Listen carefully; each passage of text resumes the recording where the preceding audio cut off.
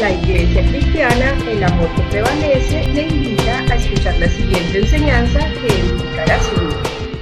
Hoy quiero de pronto profundizar un poco más el tema del concepto iglesia, para que, aunque lo usemos coloquialmente para este tipo de cosas que no son realmente su original, entendamos qué es lo que realmente Dios o para Él qué es la iglesia. ¿De acuerdo? Quiero que vaya conmigo a Mateo 27:51. Muchos creyentes aprendimos un cristianismo que se lleva a cabo en actividades de salón.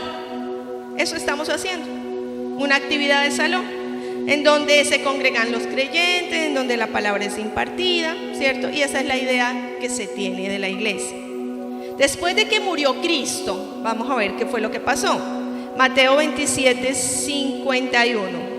Entonces, después de que murió Jesucristo, recordemos ese momento en que Él está siendo crucificado. Cuando Él muere, la tierra tiembla, ¿cierto?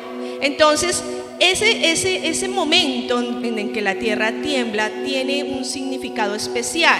Y dice que en ese momento la cortina o el velo, cuando hablábamos del tabernáculo, ¿cierto? Nosotros llegábamos al lugar santísimo. Entre el lugar santo y el lugar santísimo había una cortina, ¿cierto?, que separaba el lugar santo del lugar santísimo. La simbología en el tabernáculo era que cuando ya se pasaba del lugar santo al lugar santísimo ya se podía entrar a la presencia de Dios, pero que en esa época solo podía entrar ¿quién? El sumo sacerdote. ¿Qué pasa ahí en este momento? Cuando Jesucristo está en la cruz, cuando Él muere en la cruz del Calvario, la tierra tiembla y esa cortina, simbólicamente, esa cortina cae, o sea, es rota, es rasgada. Pero eso tiene un significado maravilloso para nuestra vida, ¿sí? Más que una cortina física, más que ilustrar el símbolo de lo que en el tabernáculo significaba la cortina, que era el paso de un lugar al otro. Realmente lo que está sucediendo en este momento es que cuando se rasga esa cortina a través de la muerte de Jesucristo en la cruz, Él nos está dando es el paso para que nosotros podamos tener una comunión directa con nuestro Padre Celestial. Amén.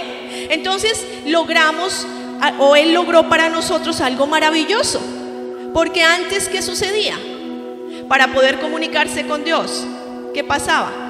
O sea, había que pasar las tres etapas, ¿cierto? Y muy contados eran las personas que podían tener acceso a esto, ¿de acuerdo? Entonces, ¿qué pasó en ese momento? Nosotros no podemos tener la presencia de nuestro Dios, podemos entrar con libertad a nuestro Padre Celestial, podemos ir a Él, podemos buscarle, podemos conocerle. ¿Amén? Bueno, cuando confesamos nosotros la fe en Jesucristo, o sea, cuando pasa este episodio, pero Jesús no solo muere, sino resucita en la cruz del Calvario, Él asciende, nos justifica y tenemos un regalo maravilloso que es el Espíritu Santo de Dios. Entonces, ¿qué pasa en nuestras vidas? Nosotros empezamos a entender que si hay un regalo adicional, que es el Espíritu Santo de Dios en nuestras vidas, y que la palabra nos enseña que Él mora en nosotros, debemos entender el significado de la palabra morada, ¿cierto? Morada no como color. Yo le decía a los niños, y los niños me contestaban que sí, que ese era el color, que era bien morado, que le daban a uno cuando el golpe, ¿cierto? Entonces, cuando Él habla de morada, está hablando de refugio, está hablando de un lugar, ¿cierto?, de habitar.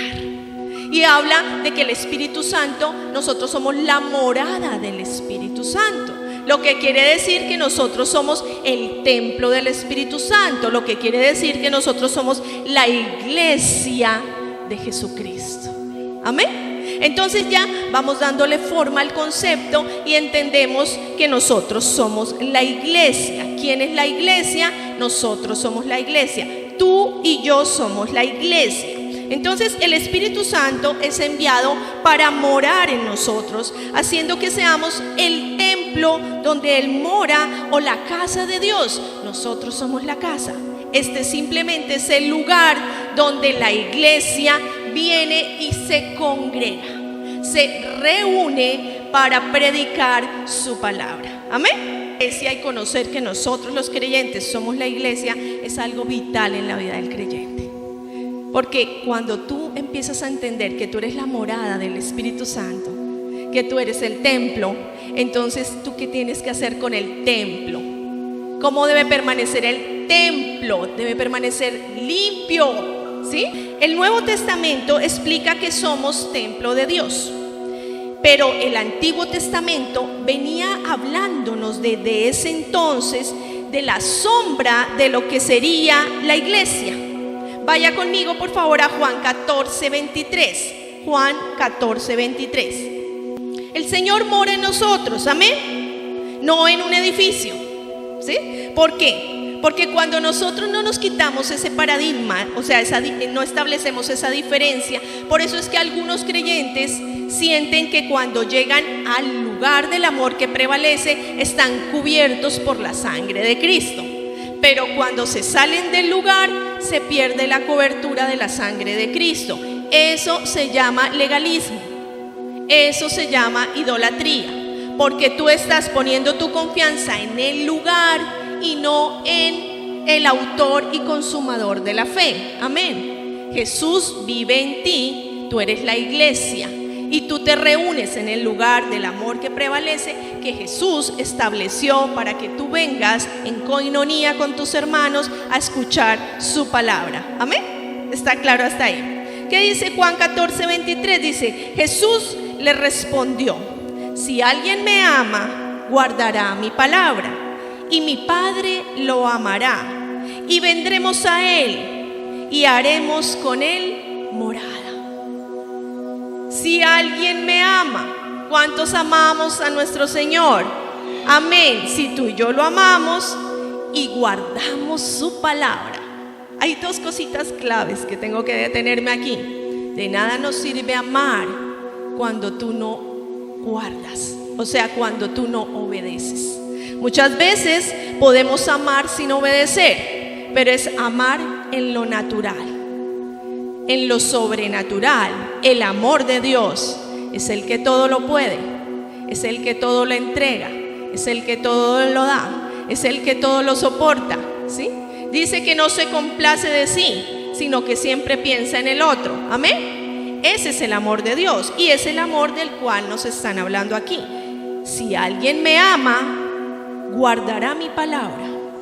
Así que tú no puedes decir que amas a Dios si tú no le guardas su palabra, o sea, si tú no meditas en ella y la haces real a tu vida, ¿de acuerdo? Pero lo más lindo del pasaje dice, entonces, y mi Padre lo amará y vendremos a él. ¿Quiénes vendremos? ¿Quiénes ustedes creen que son los que vienen? Y vendremos a él, Padre, Hijo y Espíritu Santo. Amén. Y vendremos a él, porque Jesús le respondió, si alguien me ama, guardará mi palabra, y mi Padre lo amará, y vendremos, Espíritu Santo, Jesús y Dios, Padre, Hijo y Espíritu Santo, la Trinidad. Amén. ¿Y qué dice? Y haremos morada con él. ¿A usted no le parece eso maravilloso? Y eso no lo venían anunciando desde el Antiguo Testamento. Era la sombra de lo que iba a pasar. Entonces, miremos 1 Corintios 3:16. Voy a compartirlo con ustedes. ¿No saben que ustedes son templo de Dios y que el Espíritu de Dios habita en ustedes? ¿Acaso no saben ustedes que ustedes son el templo de Dios y que el Espíritu Santo habita en ustedes? Porque cuando yo tengo claro esto, mi hermano, ¿sabes qué? Yo me siento segura, yo me siento protegida, yo me siento totalmente apoyada, ¿sí? Porque cuando yo sé que Él mora en mí y Él está conmigo y somos uno con Él, entonces ¿qué va a pasar? Sencillamente yo tengo claro que soy la morada de Él. Amén. Voy a leer el que sigue. 1 Corintios 6:19, no lo busque.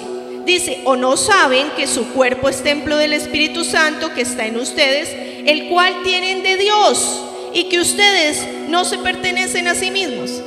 Nosotros no nos pertenecemos. A veces nos creemos dueños de nuestro cuerpo.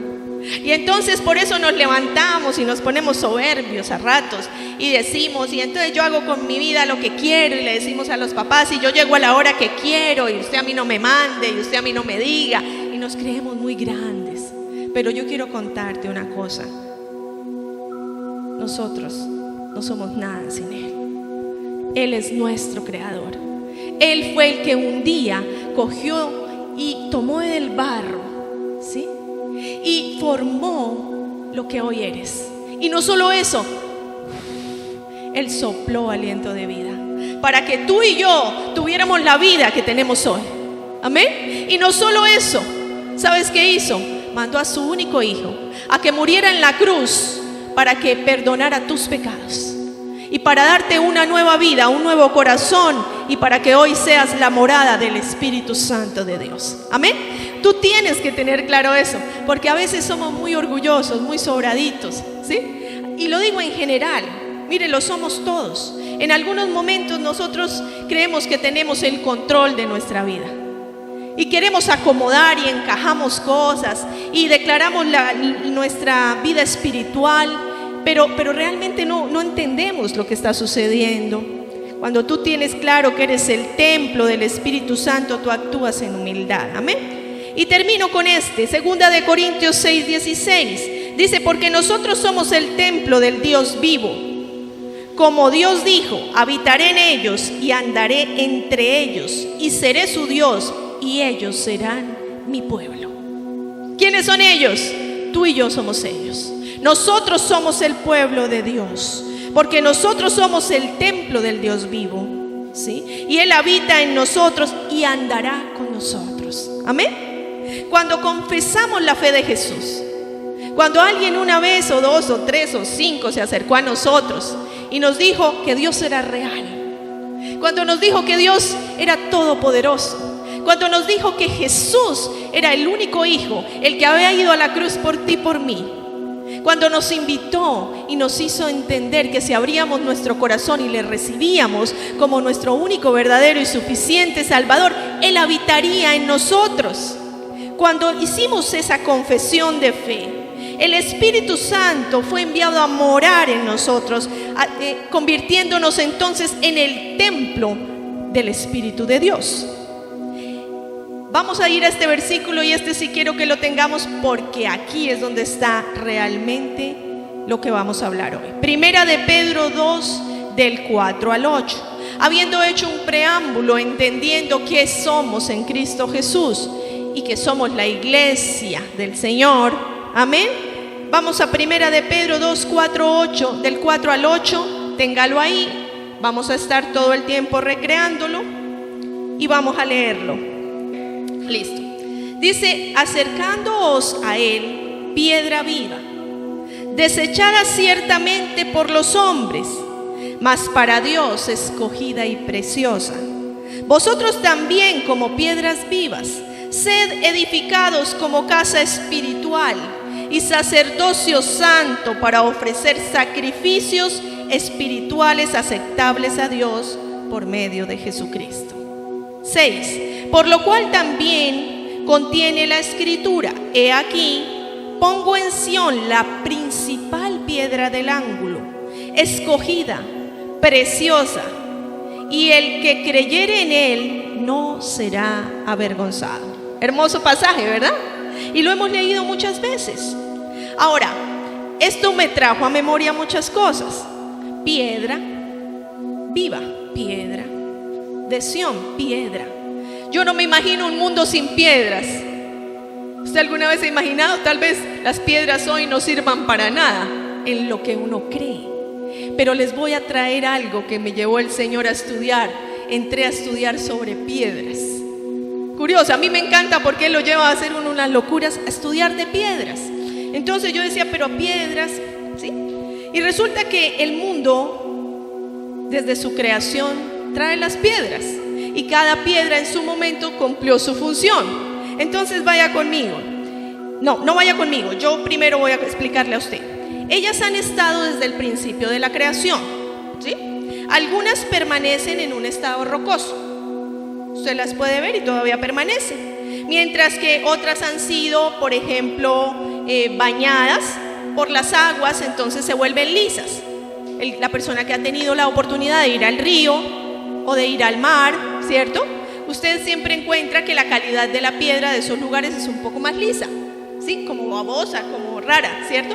De tanto que el mar la ha golpeado, debe tener un efecto, ¿cierto? Entonces me imagino que eso la va puliendo de alguna manera. Ese es otro estado de pronto de algunas. Otras son lisas y otras llegan a ser hasta transparentes, ¿sí? Piedras que han sido tan trabajadas, ya sea por la aridez o por el agua, por ejemplo el agua de mar, que en su calidad es muy fuerte, que tienden a tanto que están expuestas a que se vuelven como transparentes, ¿de acuerdo? Pero con ellas, con esas piedras, mi hermano, se construyeron las obras más maravillosas a nivel estructural que tú y yo podamos conocer. Las piedras fueron usadas también en el Antiguo Testamento, cuando vamos al Antiguo Testamento, para levantar los primeros altares. ¿Para qué? Para que los hombres comenzaran a presentar algunos sacrificios a Dios, ¿cierto? Entonces se hablaba de que había que llevar unas piedras, levantar unos altares. Pero recordemos, por ejemplo, cosas muy puntuales. Sobre una piedra lisa fueron escritos los 10 mandamientos. Sobre una piedra lisa. ¿Sí lo recuerdo? Claro que sí. Recordemos que el pueblo de Israel también, mi hermano, después de que cruzó el río Jordán, se le pidió que tomara 12 piedras. ¿Usted lo recuerda? Una por cada tribu. Una por cada tribu. ¿Para qué? Para que ella fuera testimonio a sus generaciones. Eso lo cuenta la historia en la Biblia. También David tomó piedras lisas del arroyo. ¿Para qué las tomó? Con una de ellas, ¿qué pasó? Le dio muerte a un gigante, ¿de acuerdo? No ponga su confianza en la piedra, solo le estoy contando qué ha pasado con algunas piedras, ¿de acuerdo? Salomón, por ejemplo, se aseguró de conseguir piedras de un excelente tallado para la construcción del templo. Y ni qué decir de las piedras preciosas. ¿Cuál creen ustedes que es la piedra más significativa hoy en día? ¿El rubí? ¿El zafiro? ¿El diamante o la esmeralda, cierto? Bueno, lo importante que quiero que entendamos hoy es que hay piedras preciosas, que no solo hay piedras rocosas, sino que hay piedras preciosas que también fueron creadas, ¿de acuerdo? Entonces, cada una de esas piedras cumple una función, ¿sí? Específica. Pero resulta que aunque cada una de ellas cumplió esa función, todas ellas, todo lo que acabé de nombrar, son piedras muertas. Muertas. Cada una cumple una función y en su momento cumplió una función. La una sirvió para escribir los mandamientos, la otra para construir el muro, bueno, en fin, la otra para construir el altar, ¿sí? Pero todas estas piedras son piedras muertas, o sea, no tienen vida, ¿sí? Hasta ahí quiero que quede claro esto. Entonces, ¿cuál es la piedra viva, más preciosa, más maravillosa que ha existido? No me dé un nombre, porque la piedra fue llamada la piedra angular. Tato, ¿me colaboras? La piedra angular. Perfecto. Entonces, miremos un momentico acá. Piedra base de una cimentación. No me lo vayas a mover, vamos a dejarlo ahí. Yo quiero que tú sepas estructuralmente qué significa una piedra angular. Entonces, una piedra angular en la construcción, yo traje el concepto, dice, es la piedra base que se deriva de la primera piedra de la construcción de una base de cimentación de albañería importante, ya que todas las demás piedras se establecerán en referencia a esta piedra, lo que determina la posición de la estructura. Cuando tú miras ahí, ni tú y yo sabemos de albañilería. Yo no me puedo aquí poner a hablar lo que no sé. Yo solo miré el concepto y dejé que Dios me hablara. Y entonces yo fui y miré y vi cuál era la piedra angular de esta estructura y la señalé, ¿cierto? Porque si usted la detalla estructuralmente en esa cimentación, esa piedra central es la que le está dando la forma a la estructura. Y las demás van alineadas a esa piedra central para que puedan cumplir con una función, que en este caso es un arco, ¿de acuerdo? Pero si llegásemos a quitar la piedra angular de esta estructura, se vendría abajo la estructura total. En la parte de la construcción es lo que yo logré entender, o sea, estructuralmente, lo que significaba la piedra angular de esa construcción.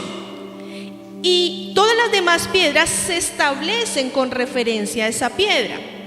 Piedra que está entre dos paredes, como ven ustedes ahí, formando un ángulo que se llama fundamento o base. ¿De acuerdo? Cuando usted tiene esta referencia, y ya podemos ir a este versículo que los voy a traer, Isaías 28:16. Vaya conmigo. Isaías 28:16.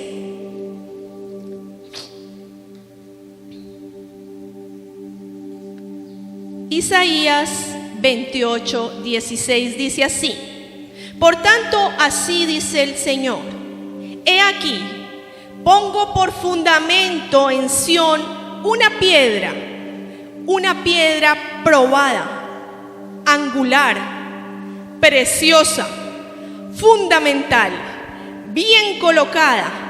El que crea en ella no será perturbado.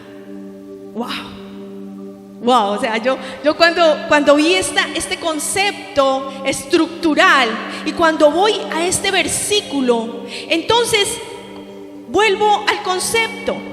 He aquí, pongo por fundamento de Sión una piedra probada, una piedra angular. O sea, pongo por fundamento una piedra base, una piedra donde todas las demás piedras se establecerán en referencia a esta piedra.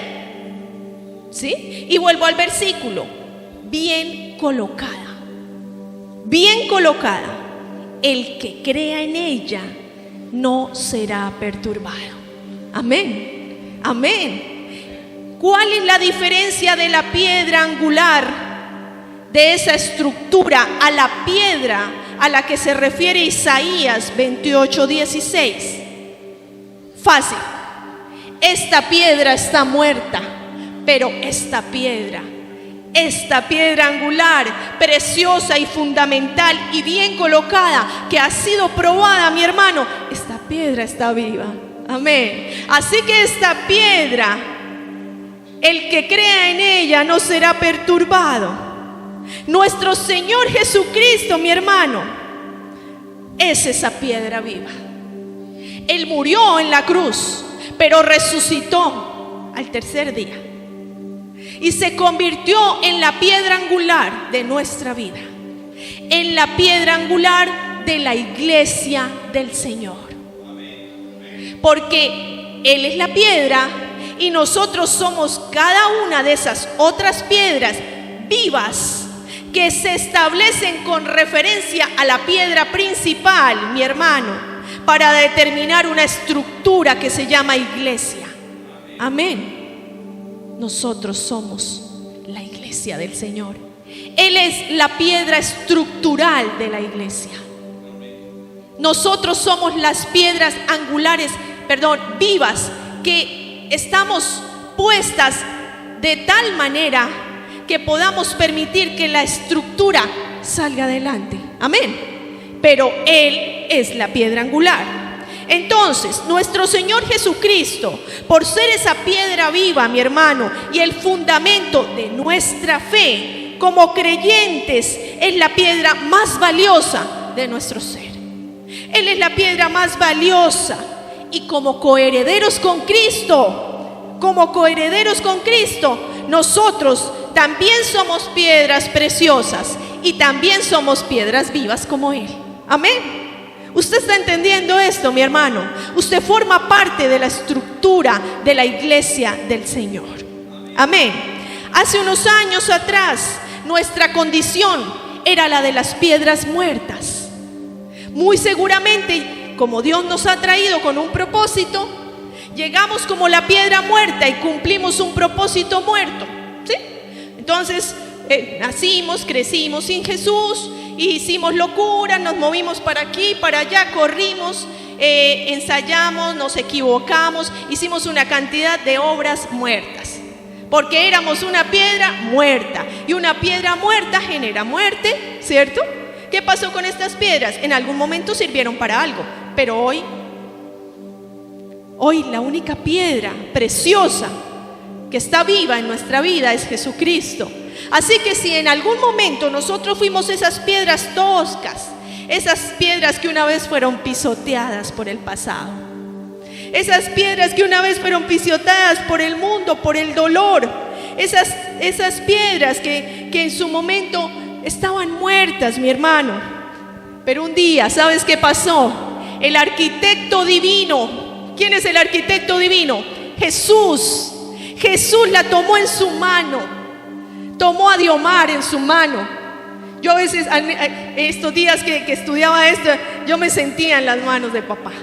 Y él tomó esta piedra que era Liliana, padre, y él la miraba y dijo, qué piedrita tan tosca, ¿sí? Qué piedrita. Pero para Dios no hay nada imposible. ¿Y sabe qué hizo, mi hermano? Él pulió esa piedra de tal manera, mi hermano, que la convirtió en una piedra preciosa para Él. Y eso lo hizo conmigo y con cada uno de ustedes. Y usted tiene que sentirse feliz por eso, porque usted ya no es la piedra tosca y muerta. Usted ahora, ese arquitecto divino, cogió en su mano y pulió su vida. ¿Y sabe qué hizo? La puso en su casa. En su casa. Por eso nosotros somos esa iglesia, ese templo donde Él puede morar. Porque Él ahora ya nos pulió, ya nos limpió, ya tiene un lugar maravilloso donde Él puede entrar. Pero tú y yo tenemos que encargarnos de cuidar ese lugar. ¿Amén? Entonces, mi hermano, esa piedra somos tú y yo. Esa piedra vino para la edificación del proyecto más completo que el Señor pudo haber hecho, que es la iglesia. Ese es el mejor proyecto estructural que Él pudo haber hecho, la iglesia. ¿Sabes por qué? Porque como un día Él le dijo a Adán, no es bueno que el hombre esté solo, y hizo una mujer para él. No es bueno que tú y yo estemos solos. Tenemos que unirnos como iglesia del Señor, donde Él es la piedra angular y tú y yo somos las piedras vivas para formar la estructura. No, solo en este lugar está Jesús. Jesús está contigo, y a donde tú vayas, Él estará contigo. Amén. Pero eso nos deja también la responsabilidad de entender que si tú eres el templo del Espíritu Santo, entonces a donde tú vayas, tú debes representar el templo. Debes representar a quien vive en el templo, que es Jesús, el Espíritu Santo de Dios, Padre, Hijo y Espíritu Santo. Amén. Entonces, mi hermano, ahora recordemos dos características fundamentales de las piedras vivas. La primera, vaya conmigo a primera de Pedro, capítulo 1, versículo 3. Cristo es una piedra viva, mi hermano. Pero yo quiero que usted lo crea como yo. ¿Lo tiene? Primera de Pedro, capítulo 1, versículo 3. Bendito el Dios y Padre de nuestro Señor Jesucristo, que según su gran misericordia nos hizo renacer para una esperanza muerta. Viva, para una esperanza viva, por la resurrección de Jesucristo de los muertos. Entonces, Pedro llama a Jesús de esta manera porque él supo. En el versículo 4, volviendo al versículo original, le dije, téngalo ahí, ¿lo tiene ahí? El versículo original, primera de Pedro 2, 4. En primera de Pedro dice, acercándonos a Él, piedra viva, desechada ciertamente por los hombres, mas para Dios escogida y preciosa. Solo el versículo 4. Entonces, mira lo que está pasando aquí. Pedro llama a Jesús de esta manera, porque él supo que Jesús se levantó de entre los muertos. Entonces él lo vio, pues a él se le apareció primero que el resto de los discípulos. De modo que lo primero que resalta al comienzo de la carta es el tema de la resurrección. Amén. Entonces él habla: bendito el Dios de nuestro Padre Señor Jesucristo, que según su gran misericordia nos hizo renacer para una esperanza viva. Piedras vivas, esperanza viva. Amén. Pedro conoció que Jesucristo era la roca sobre la cual se fundaría la iglesia. Amén. Recordemos que fue sobre la declaración de Pedro que Jesús dijo, sobre la declaración, porque hemos también desviado el versículo. La gente creía que era sobre Pedro que se iba a construir la iglesia. No, era sobre la declaración. ¿De acuerdo? Entonces, ¿qué fue lo que pasó? ¿Qué se dijo? Mateo 16, 18. Y yo también te digo que tú eres Pedro, y sobre esta roca edificaré mi iglesia, y las puertas del Hades no prevalecerán sobre ella. Fue sobre la palabra, no fue sobre Pedro. Amén. Entonces, aquí resolvemos una de las del entender por qué las piedras vivas se levantan sobre la piedra principal. Porque Cristo es la piedra angular, Cristo es la piedra viva. Ahora miremos, Cristo es la piedra angular. Es bueno decir que esta piedra angular no está alineada a las paredes, sino que las paredes están alineadas a la piedra. ¿De acuerdo? Usted lo ve estructuralmente. Tato, ¿puedes moverme en la siguiente diapositiva? Entonces miremos esto. Jesucristo es la piedra angular de la iglesia. Mire la ubicación de la simbología que traigo, ¿de acuerdo? Esto es simbólico, ¿de acuerdo? Yo necesito que usted entienda cuál es la posición de la piedra angular, ¿sí? Simbólicamente, la piedra angular es la base, es la que sostiene. ¿Por qué? Porque si tú no entiendes eso, tú sigues en tus propias fuerzas, mi hermano. Tú no eres el que sostiene la iglesia, ¿de acuerdo? Tú eres la iglesia. Y la piedra angular que sostiene la iglesia es Jesucristo. Y tú y yo estamos alineados a la piedra angular. O sea, muy seguramente, mirándolo desde la parte izquierda, los siguientes 5 o 6 ladrillos o piedras que hay ahí somos 6 de los que estamos aquí. Y muy seguramente los otros 3 y bueno, y el resto está arriba, qué sé yo, cómo están ubicados. Amén. Pero Jesucristo es la piedra angular. Regálame la otra, Tato. Entonces, si Cristo es el fundamento donde se edifica la iglesia, estructuralmente la iglesia, que somos nosotros, vamos a crecer alineados o adheridos a la piedra principal. Amén. Él es la piedra angular viva y nosotros somos piedras vivas. Y estructuralmente estamos adheridos a Él. ¿Qué quiere decir esto? Que tú no puedes ir a formar tu cambucha aparte. Tú eres una piedra y tú no puedes decir piedra Camilo, piedra Camila. Camila, nos vamos allí y hacemos un castillito los 3. No. Jesucristo es la base, es la piedra angular. Y toda su iglesia está fundamentada en la base. Él es la base y nosotros somos estructura para que se levante el pueblo de Dios. Amén. Listo. Entonces, la consistencia de un edificio en lo natural depende de la piedra angular, ¿cierto? O sea, de la piedra base. Las estructuras de los edificios antiguos requerían de estas piedras. Sin ella, ¿qué pasaba con el edificio? Quedaba vulnerable o propenso para el derrumbe. Pasa igualmente. Si no hay una piedra estructural en nuestras vidas llamada Jesús, mi hermano, en el momento en que viene la dificultad, la tormenta, la situación, tú y yo vamos a estar como el edificio que fue sembrado sobre la arena. ¿Sí? Edificado, perdón. Entonces, ¿qué pasa? En cualquier momento se viene abajo. Y por eso se derrumba. Y no solo eso, se vuelve la piedra de tropiezo, que más adelante se la voy a mostrar. Entonces, cuando Pedro usó esa metáfora, estaba dando por cierto la importancia que tiene Jesús para la vida. Sin Él no se puede levantar ninguna edificación. O sea, sin Jesús no existen discípulos.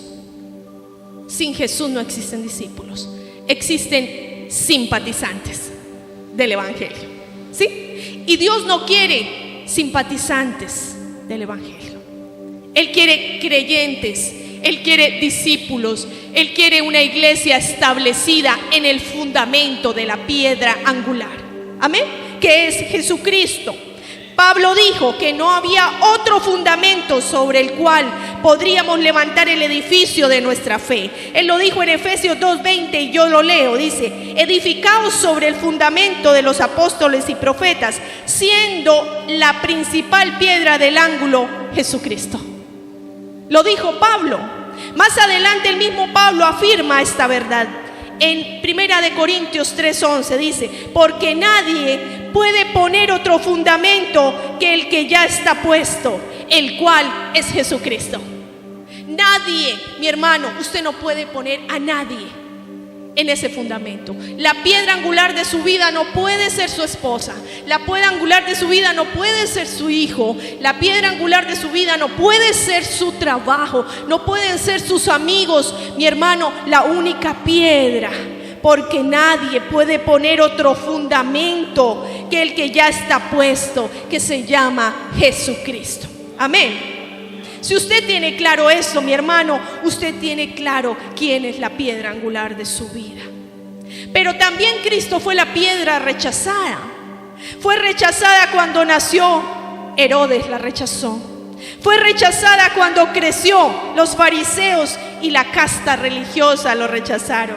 Fue rechazada por los hombres de Gadara, quienes no vieron el milagro cuando Él liberó al endemoniado. ¿Cierto? Ellos no vieron el milagro. ¿Sabe qué vieron ellos? La destrucción de unos cerdos. Pero no vieron el milagro. Fue rechazada por el joven rico, quien prefirió sus riquezas antes que las riquezas de Cristo. Fue rechazada por Judas, mi hermano, quien prefirió el salario de un esclavo antes que vivir al lado del que todo lo tiene y todo lo puede. Fue rechazada por una multitud que prefirió a Barrabás en lugar de Jesús. Ha sido rechazado por las autosuficiencias, los que creen no tener necesidad de Él. Esta parte me duele. Ha sido rechazada por los que quieren vivir su propia vida, mi hermano. Los jóvenes que quieren vivir su propia vida. ¿Sabe qué, mi hermano? Usted no está rechazando a su mamá ni a su papá. Usted está rechazando la piedra angular, la que va a sostener, la que ya sostiene su vida. Amén. Sin embargo, lo que todos estos no saben, mi hermano, es que la piedra que fue rechazada es la que ha venido a ser la piedra principal de nuestras vidas. Lo que muchos dieron como inservible, ahora es lo principal para una vida eterna. Muchas veces tú y yo rechazamos a Jesús, y hoy que lo tenemos, no le damos el valor que realmente debe tener en nuestras vidas. Yo quiero contarles y recordarles más bien que nuestra vida depende absolutamente en su totalidad de la piedra angular. Si tú quieres ver la gloria de Dios, si tú quieres ver éxito en tu vida, éxito, el término que usamos en el mundo para alcanzar muchas cosas. Si tú quieres ver eso, mi hermano, tú tienes que fundamentar tu vida en la piedra angular. Y tú tienes que formar parte de las piedras vivas en el lugar donde Dios te ha puesto para construir la iglesia del Señor. Usted tiene claro lo que le estoy diciendo. Cuando usted tiene claro esto, usted viene y se ofrece para servir voluntariamente en la iglesia.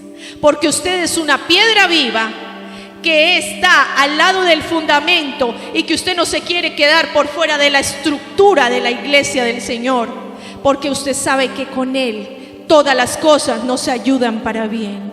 Amén. Jesús en su momento fue una piedra de tropiezo. Desde los tiempos de Cristo muchos encontraron en Él una piedra de tropiezo.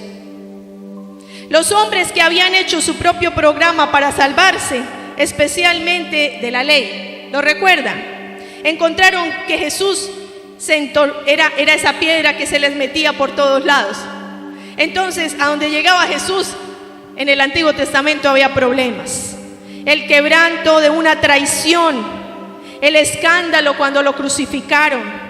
Jesús fue la piedra de tropiezo para aquellos que construyeron sus propios dioses o idolatrías.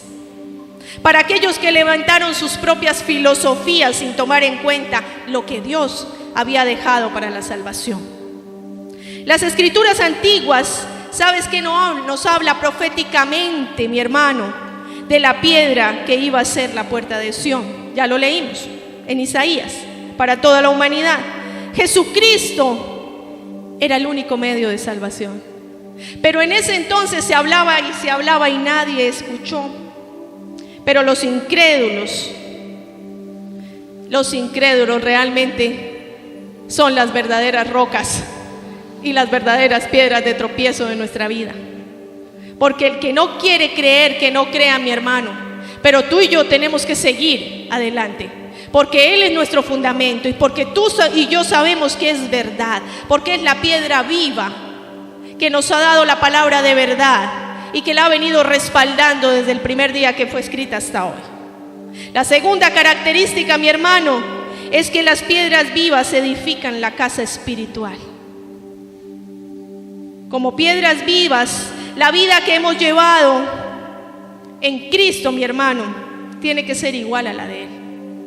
Nosotros no podemos jugar a ser cristianos. No podemos creer que la vida en Cristo es un juego, mi hermano. O mejor, es el parasol donde nos metemos cuando llueve mucho o cuando hace mucho calor. Pero cuando el clima está cálido, así como rico, ¿cierto? Como que usted sale, no está lloviendo, está haciendo fresco, usted se quiere salir del parasol y hacer lo que quiere. No. Él, mi hermano, es esa piedra viva en la que tú tienes que permanecer. Es esa piedra viva a la que tú tienes que ir todos los días y conocerle. Porque cuando tú le conoces, mi hermano, ¿sabes qué vas a encontrar? Los tesoros. Y cuando encuentras los tesoros, comienzas a disfrutar de la herencia de tu Dios. Amén.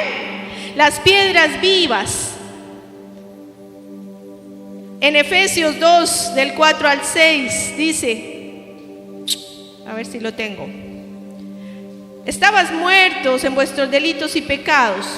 No. Sí. Pero el mismo Pablo nos dice que Dios dice que es rico en misericordia por su gran amor con que nos amó, aun estando nosotros muertos en pecado, nos dio vida juntamente con Cristo y juntamente con Él nos resucitó y asimismo nos hizo sentar en lugares celestiales. Amén. Es por eso que nuestra alabanza, ¿sabe qué tiene que ser? Tiene que ser viva, mi hermano. Hoy la alabanza fue viva. Y no fue viva solo porque aquí estaba el Espíritu Santo, sino porque fue derramado sobre nuestras vidas.